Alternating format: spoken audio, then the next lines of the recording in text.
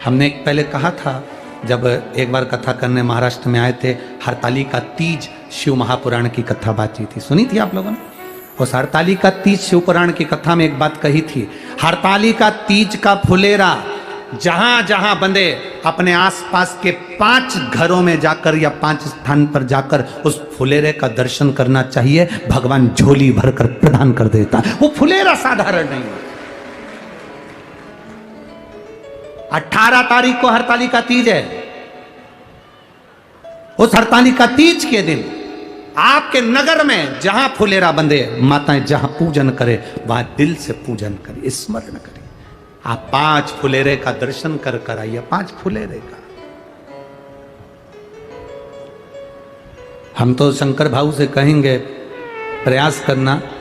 शंकर भाऊ से हम तो कह सकते हैं कि 18 तारीख को एक फुलेरा थोड़ा ऊंचा इस पे मेरे शंकर पर भी लगवा देना, प्रयास करना। आपके यहाँ तो फूल भी बड़े सुंदर सुंदर आते हैं। हमारे यहाँ तो एक ही फूल बड़ा भारी है, वो ब्यूटीफुल शंकर है। 18 तारीख को जब कथा रहे, अब कल से तो कथा वही कितनी बजे है, 2 बजे से 5 बजे तक, तो आज ही थी 1 से 4। तो जब फुलेरा बंधे 18 तारीख को जब कथा चले, तो उस पर भी एक फुलेरा बाबा का रहे, मेरे शंभू पर रहे, जिससे पूरा विश्व दर्शन कर कर कृतार्थ हो जाए। कृतार्थ फुलेरे का दर्शन करना चाहिए। आप हरताली का तीज का व्रत नहीं भी करते हो, आप हरताली का तीज का व्रत नहीं भी करते, चाहे आप ब्राह्मण हो, क्षत्रिय हो, वैश्य हो, शूद्र हो, जो हो आप, हमें उससे मतलब नहीं। आप हो तो सनातनी ना। अगर आप शंकर जी का हरताली का तीज का व्रत नहीं करते, कोई कहता है हम सतुआ तीज करते, कोई कहता है हम वाली तीज करते, कोई कहता है हम हरियाली तीज करते, हमें उससे मतलब नहीं। हमारा निवेदन है, आप कोई सी भी तीज करते हो, पर हरताली का तीज के दिन किसी भी वृक्ष की, 5 वृक्ष की भी अगर पत्ती का स्पर्श या फूल आपने शंकर जी के मंदिर में या जहां पर फुलेरा बंधा है, जिस घर में हरताली का तीज हो रही है, वहां पर अगर समर्पित भी कर दिया, तो वो सुख प्रदान करने वाला, आनंद देने वाला होता है। हरताली का तीज का दर्शन अवश्य करें, भले आप व्रत करें ना करें। मेरा पुरुषों से भी निवेदन है, ये जरूरी नहीं कि ये लेडीजों का त्योहार, ना ना ना ना, लेडीजों का त्योहार नहीं। हरताली का तीज तो सबके लिए, बच्चों से लेकर बड़े तक के लिए। तुम जो कामना कर कर 5 फुलेरे का दर्शन करो, लिख कर रखना कि अगले साल वो तुमने पाया कि नहीं पाया, उसका सुख तुम्हें मिला कि नहीं मिला, उसका आनंद तुम्हें मिला कि नहीं, सुख प्राप्त। हरताली का 18 तारीख को हरताली का तीज का स्मरण। तो यहां नंदी बैठे इंतजार कर रहे हैं। पार्वती मैया ने अपने तेज बल से, मां जगत जननी ने अपने तेज बल से, माता जगत जननी पार्वती ने अपने तेज बल से उसी समय पर भगवान नारायण से, भगवान शंकर की एक आनंद के साथ प्रार्थना करी। नारायण ने कहा, मैं सिंदूरासुर का वध नहीं कर सकता, शंकर के अंश के रूप में, तुम्हारे अंश से अगर विनायक प्रकट हो जाते हैं तो वो ये सिंदूरासुर को मार सकते हैं। पार्वती माता ने विनायक को अपने ही स्वरूप से, अपने ही अंग से प्रकट कर लिया और प्रकट कर कर विनायक से कहा, विनायक ये मोर पर बैठ, तू, तेरा नाम मयूरेश्वर होगा, मोर पर बैठ, मोर वन में जा, मोर वन में जा, मोर गांव में जा और मयूरेश्वर बनकर जाकर सिंदूरासुर का वध कर। श्री विनायक मयूरेश्वर को, उस सिंदूरासुर को मारने के लिए जब गए, एक सतयुग, एक त्रेता, एक द्वापर, एक कलयुग पूरा निकल गया, तो भी वो मर नहीं पाया। सिंदूरासुर मरा क्यों? गणेश जी उसको मारने का प्रयास करते थे, मयूरेश्वर भगवान विनायक उसको मारने का प्रयास करते थे। जब उसको मारने का प्रयास करते थे, तब वो दूसरा जैसे युग आता था तो वो अपना रूप चेंज कर लेता था, रूप बदल लेता था।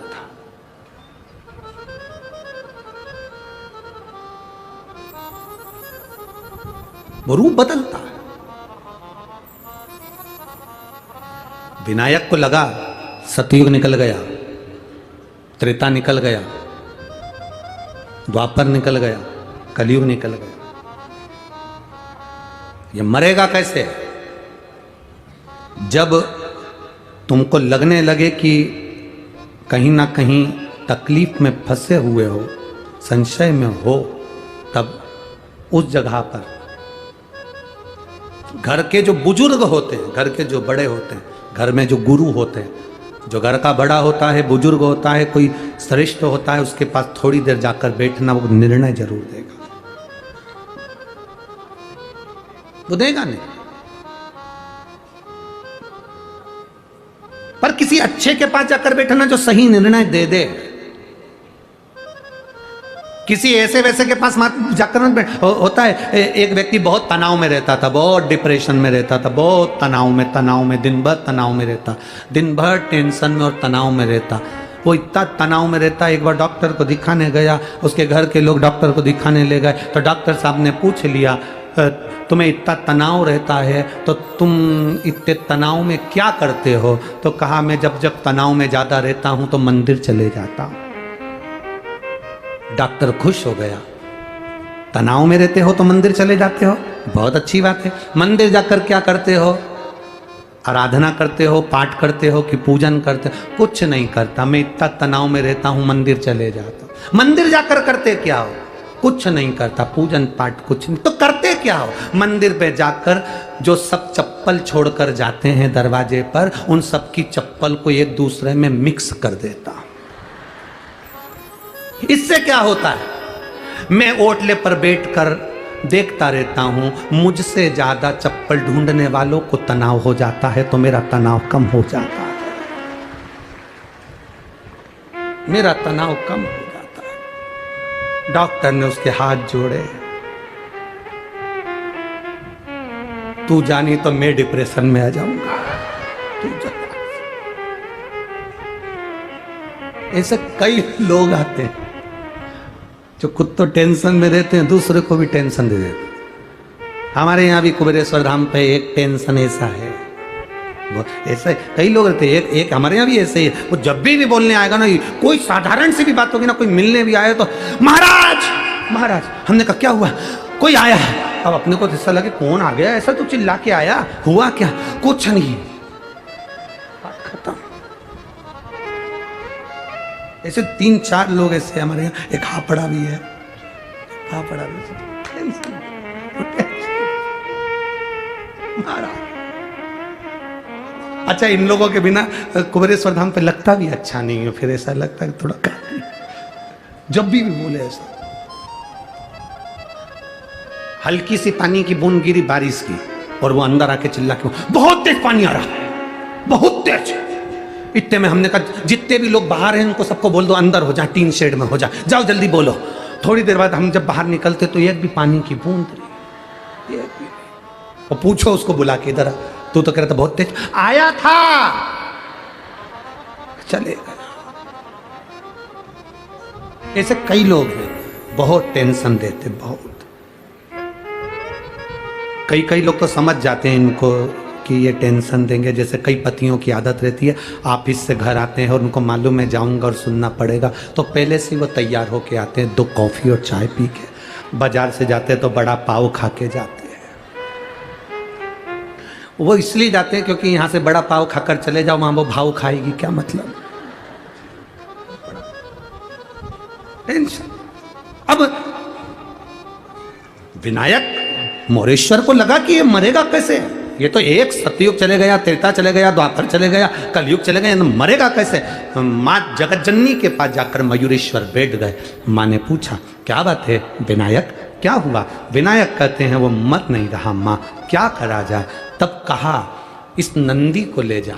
ये नंदी, जब तू अगर उस सिंधुरासुर को रूप बदलते हुए पहचान नहीं पाएगा, नंदी उस रूप को बदलते हुए पहचान जाएगा, तुझे बताएगा, उस समय पर तू संहार कर देना, उस समय तू संहार।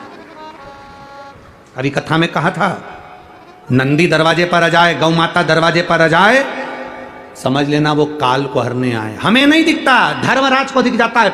हमारे यहाँ महाराष्ट्र में पौला की पूजन होती है, बेलों की पूजन, क्योंकि वो देख लेते हैं, काल को भी सम्मुख से देख लेते हैं कि कुछ दुख आने वाला है। तो वो नंदी की पूजन, धर्म की पूजन, बेल की पूजन क्यों होती है, गौ माता की पूजन क्यों होती है?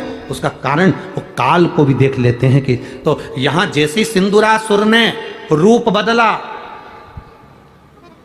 और मयूरेश्वर भगवान विनायक ने उस सिंदूरासुर का वध कर दिया। नंदी ने बस इशारा करा और वध करा। पूरे भारत की भूमि पर केवल एक अष्ट विनायक में से एक विनायक मयूरेश्वर ऐसे हैं जिनके दरवाजे पर नंदी बैठा हुआ है।